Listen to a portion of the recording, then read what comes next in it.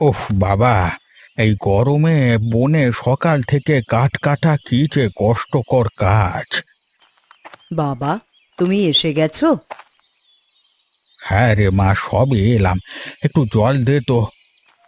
আমি ঠিকই জানতাম এখনই জল খুঁজবে। এই যে নাও জল। বাকি তিনজন কোথায়? পূজা সোনা মাসির বাড়ি গেছে একটু তেল আনতে। রানী বলল শরীরটা খারাপ করেছে, তাই ঘুমুচ্ছে। আর আমার লীলামা কোথায়? তোমার আদরে দুলারি গেছে ধীরেন মাস্টারের কাছে। ওর নাকি কদিন পর অঙ্ক পরীক্ষা। ভালো ভালো পড়াশোনা করুক মনোযোগ দিয়ে। বাবা, ঘরে বাজার নেই, কিছু সওদা লাগবে যে। কিছু টাকা কালকে হাতে আসবে। কালকে না হয় গিয়ে আমি নিয়ে আসবো। কি কি লাগবে জানাস? তোমায় আর কষ্ট করে যেতে হবে না বাবা, আমিই নিয়ে আসব। 200 টাকা দিলেই হবে কাল। তুই আছিস বলি আমি এত নিশ্চিন্তে থাকি মা। কত ভাবিস তুই আমাকে নিয়ে। সারা দিন কত চেষ্টা করি বাবার মন মতন করে চলার, কিন্তু দিন শেষে বাবা শুধু এই লতারই প্রশংসা করতে ব্যস্ত থাকে। তুমি বিশ্রাম নাও বাবা। বোন, চল, আমায় রান্নায় সাহায্য করবি, চল। হ্যাঁ ঠিক আছে, চল।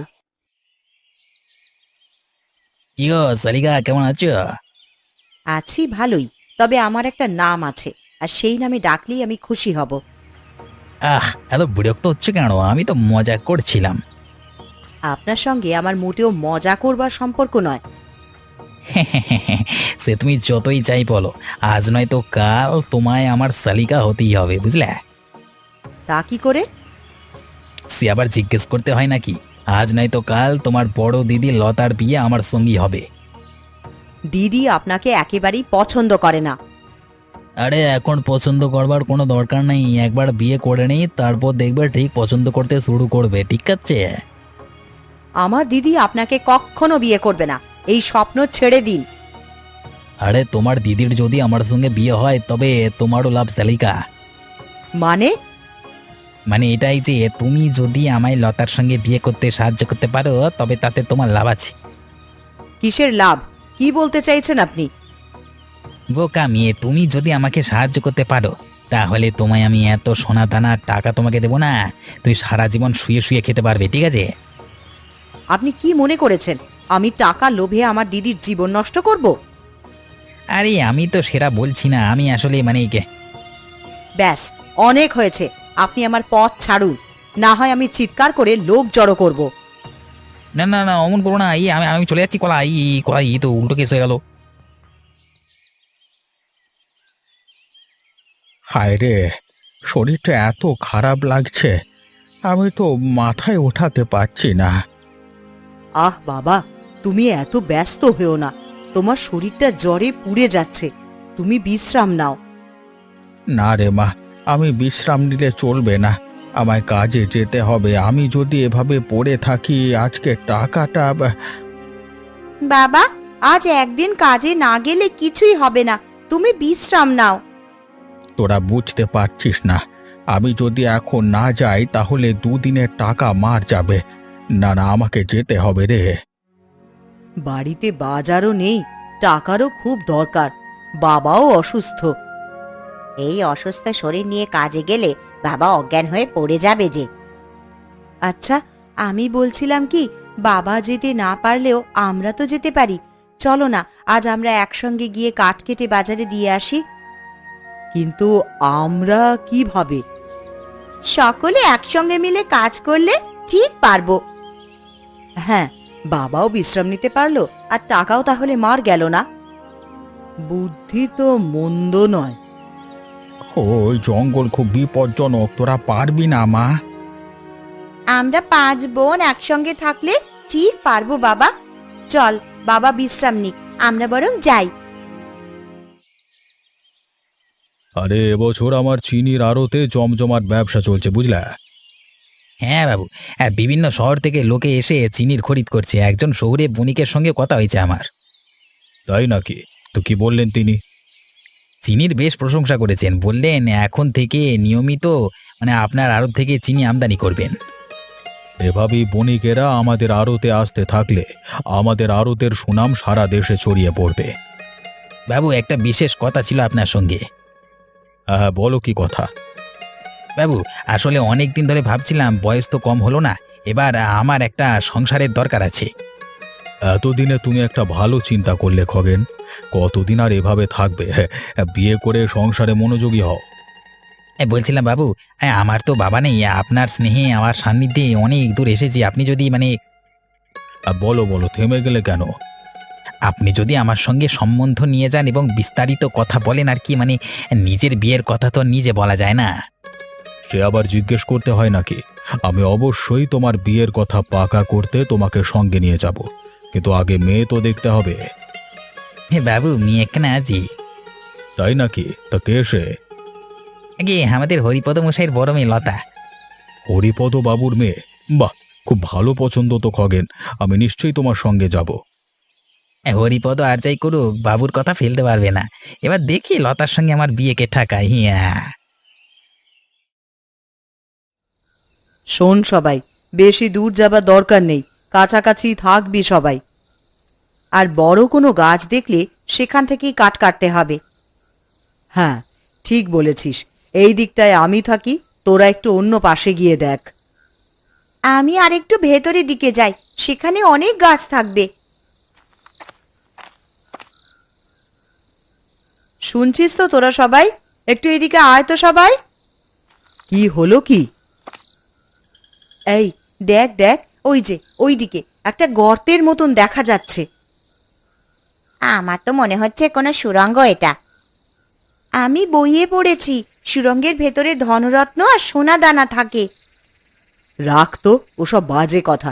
চল আমরা অন্যদিকে গিয়ে আরো কিছু কাঠ কাটি। বইয়ের লেখা কখনো মিথ্যে হয় না, বুঝলি? তুই জানবি কি করে? তুই তো কখনো বইই পড়িসনি।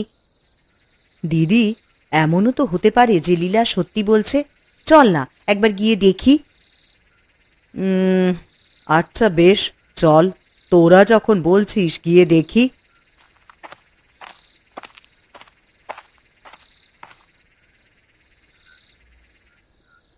এ কি?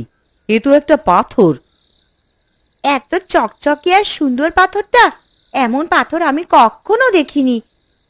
কি অদ্ভুত পাথরটা, আর কি আশ্চর্য সুন্দর!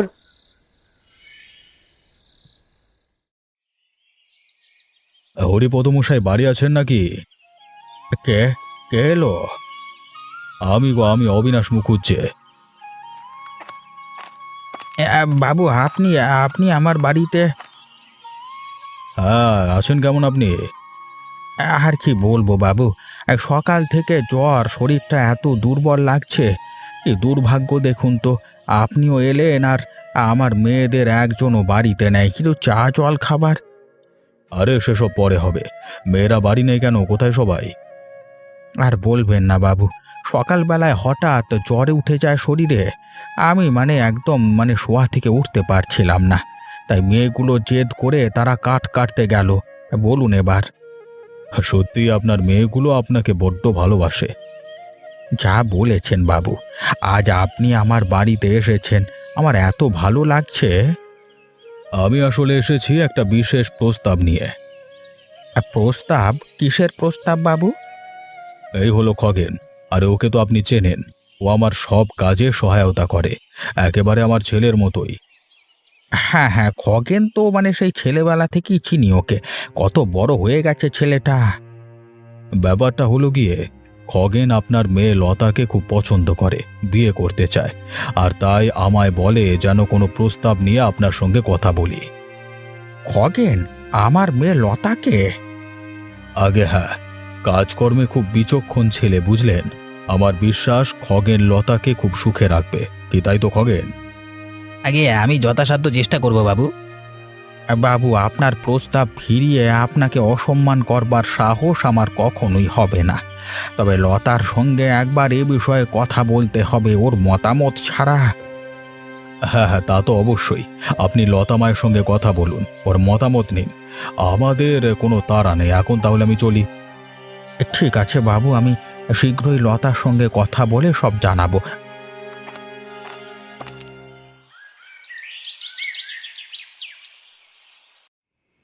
ওই পাথর, ওই ওই অদ্ভুত সুন্দর পাথরটা দেখার পর থেকে আর কিছুই ভালো লাগছে না। ঠিক বলেছিস, আমার তো ইচ্ছে করছে সারা জীবন ওই পাথরের সামনেই গিয়ে বসে থাকি। এমন লাগছে ওই পাথর আমাদের যেন জাদু করেছে। যখন থেকে বাড়ি ফিরেছি শুধু ওই পাথরটাই চোখে ভাসছে। আমি তো কাল আবার যাব ওই পাথরটাই দেখবার জন্যে। আমিও যাব। বিশ্বাস কর, ওই পাথরটা যদি একটা মানুষ হতো, আমি ওই পাথরকেই বিয়ে করে নিতাম দিদি। মানুষ কেন, চাইলে তো এখনো বিয়ে করা যায়। পাথরকে বিয়ে? হ্যাঁ, ওই পাথরের মধ্যে একটা অদ্ভুত ব্যাপার আছে যা আমায় মুগ্ধ করেছে। আমি ভেবে নিয়েছি আমি ওই পাথরকেই বিয়ে করব। সব সময় সবকিছু তুই নিজে কেন দখল করে নিতে চাস বলতো দিদি? ঠিক বলেছিস, তুই কেন ওই পাথরকে বিয়ে করবি? আমাদেরও তো ওই পাথর ভালো লেগেছে। ওই মায়াবী পাথর আমি কিছুতেই নিজের মস্তিষ্ক থেকে সরাতে পারছি না। ওই পাথরকে আমিই বিয়ে করব। ঠিক আছে, বেশ, যেহেতু আমাদের সকলেরই ওই পাথর পছন্দ, আমি একটা সিদ্ধান্ত নিয়েছি। কি সিদ্ধান্ত? কাল আমরা 5 জনেই ওই পাথরটাকে বিয়ে করব। 5 জনে? হ্যাঁ, আর খবরদার বাবাকে কেউ কিচ্ছুটি বলবি না।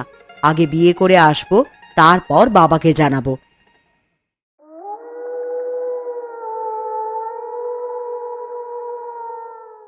আরে এত রাত হয়ে গেল এখনো বাড়ি যাচ্ছ না কেন খগেন?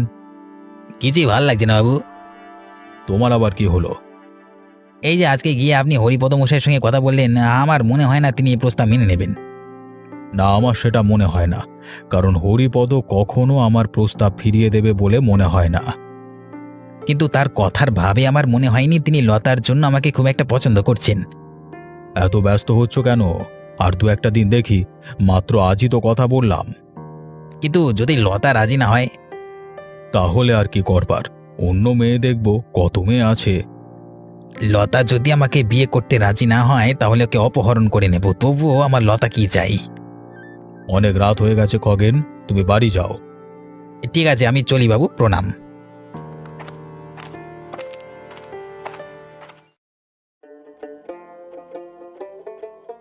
এই তো আমাদের পাথর, এবার আমরা কি করব? এবার এক একজন করে পাথরকে মালা পরিয়ে তারপর পাথরের নামে সিঁদুর পরব। এই যে দিদি, তুমি যেভাবে বলেছিলে আমি সকাল সকাল গিয়ে মন্দির থেকে সিঁদুর আর মালা নিয়ে এসেছিলাম।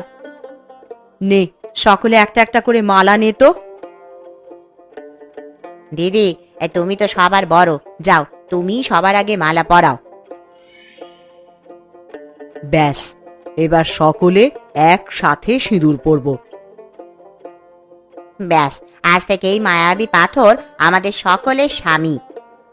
বিয়ে তো হয়ে গেল, এবার আমাদের বাবাকে সবকিছু খুলে বলা তো দরকার। রাতে বাবা বাড়ি ফিরুক, তারপর আমিই সব খুলে বলবো। চল, এবার সবাই বসে পাথরের সাথে গল্প করি।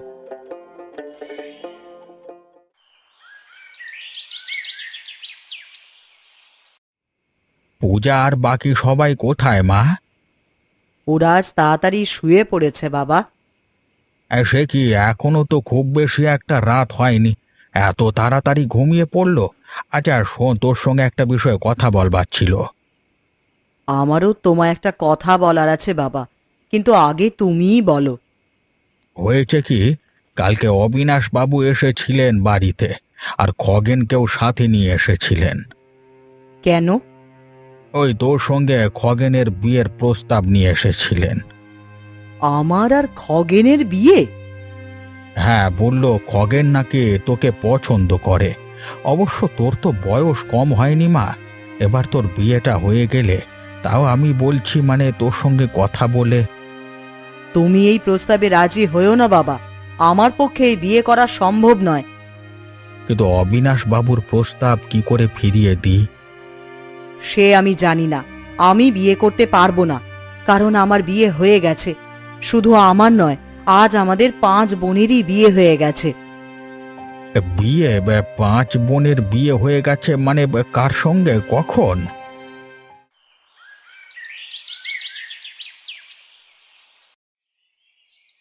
বাবা তো সকাল থেকে বাড়ি ছিল না, দিদিও সকাল সকাল বাজারে চলে গেল, জানতেই পারলাম না কিছু। এলে জিজ্ঞেস করতে হবে। আমি বিশ্বাসই করতে পারছি না, একসঙ্গে আমাদের 5 বোনের বিয়ে হয়ে গেল। ঠিক বলেছিস, আবার তাও একটা পাথরের সাথে। যখন লোক মুখে জানাজানি হবে, সবাই অবাক হয়ে যাবে এই কথা শুনে। কি আমি শুনছি 5 বোনের বিয়ে, তাহলে পাথরের সঙ্গে? না না, এই কি করে সম্ভব? দিদিকে বলে জঙ্গলের এই সুড়ঙ্গের সামনে থেকে পাথরটা বাড়িতে নিয়ে আসবো, তাহলে আর আমাদের কষ্ট করে জঙ্গলে যেতে হবে না। তাহলে তো খুবই ভালো হয়। জঙ্গলের সুড়ঙ্গের সামনে পাথর? আজ এই পাথর খুঁজে বের করে আমি ভেঙে গুঁড়িয়ে ফেলবো কলা। আরে হরিপদ মশাই, যে খুব ভালো হলো আপনি এলেন, না হলে আমি নিজেই আসতাম আপনার বাড়ি। বাবু, আমার অনেক বড় সর্বনাশ হয়ে গেছে, আমি কি যে করবো কিছুই বুঝতে পারছি না। আরে কি হলো, আপনি এভাবে কাঁদছেন কেন? আমার সব ইচ্ছে, সব স্বপ্ন চলে গেল, আমার সর্বনাশ হয়ে গেল। আপনার কি হলো, কি সর্বনাশ হয়েছে সেটা তো বলুন আমাকে। সেদিন আপনি যখন আমার বাড়ি এসেছিলেন, আমি ভেবেছিলাম লতা যদি রাজি হয় তবে খগেনের সঙ্গে ওকে বিয়ে দিয়ে আমি নিশ্চিন্ত হব। তবে কি হয়েছে, লতা কি বিয়ের জন্য রাজি হয়নি? না না, বরং এমন কথা আমাকে বলেছে যা শুনে আমার পায়ের নিচ থেকে মাটি সরে গেছে বাবু। কি বলেছে আমাকে বলুন। আমার 5 মেয়ে মিলে জঙ্গলের ভেতরে একটা সুড়ঙ্গ আছে না, সেখানে একটা বড় পাথরের সৌন্দর্য দেখে ওকে বিয়ে করে ফেলেছে। পাথর? আপনি ভেবে কথা বলছেন তো হরিপদ বাবু? আরে পাথরের সঙ্গে কিভাবে মানুষের বিয়ে হয়, কি বলছেন এসব? আমি সত্যি বলছি বাবু, আমার আমার মেয়ে লতা কালকে রাতে নিজে আমাকে এসব বলেছে, সর্বনাশ হয়ে গেল বাবু। আরে আপনি কান্না বন্ধ করুন, এর কোনো একটা সমাধান বের করা দরকার, শুধু কান্নায় সমাধান হবে না। আমি কিচ্ছু ভাবতে পারছি না, আমায় রক্ষা করুন বাবু, আমার মেয়েদের জীবন নষ্ট হয়ে যাবে। উপায় একটাই, ওই পাথরটা খুঁজে তারপর কোথাও নিয়ে ফেলে দিতে হবে, যেন তোমার মেয়েরা আর কখনো সেই পাথর না পায়। কিন্তু কোথায় ফেলবো? একটা জায়গা আছে, চলো আমার সঙ্গে আগে পাথরটা খুঁজে বের করতে হবে। এই যে এই সেই পাথর যার সঙ্গে ওর 5 বোন বিয়ে করেছে, এ আজব তো। আজ এই পাথর ভেঙে আমি গুঁড়িয়ে দেবো। বাঁচাও, এ বাঘ এসে মেরে ফেলো, কেউ কেউ আজব, বাঁচাও বাঁচাও। যে পাথর আমি ভেঙে গুঁড়িয়ে দেওয়ার জন্য এসেছিলাম, সেই পাথরই আমার প্রাণ বাঁচালো। সত্যি এই পাথর কোনো মায়াবী শক্তি আছে। ওই বাবা, আমাকে ক্ষমা করো পাথর বাবা, আমাকে ক্ষমা করো। খগেন, এসব কি করছো তুমি? বাবু বাবু, এই পাথরের সঙ্গে লতা আরো 4 বোন বিয়ে করেছে। এটা সেই পাথর, দেখি সরে যাও তো, আমি এক্ষুনি পাথরটা ভেঙে ফেলবো। খদ্দার, খদ্দার, হাত দেবেন না পাথরের গায়ে। এই যে দেখুন, এই মৃত বাঘটা আমাকে মারতে এসেছিল, এই পাথর আমার প্রাণ বাঁচিয়েছে, এই পাথরের প্রাণ আছে। খগেন, এটা একটা পাথর, এর কোনো প্রাণ নেই, আর তোমার সাথে যেটা ঘটেছে সেটা একটা কাকতালীয় ব্যাপার ছাড়া কিছু নয়। কিন্তু বাবু? কিন্তু কিছুই নয়, এখন আমাদের করণীয় হলো এই পাথর তুলে নিয়ে জঙ্গলের পেছনের খাদে ফেলে দেওয়া, কারণ এটাই হরিপদর 5 মেয়ের জীবন রক্ষার একমাত্র উপায়।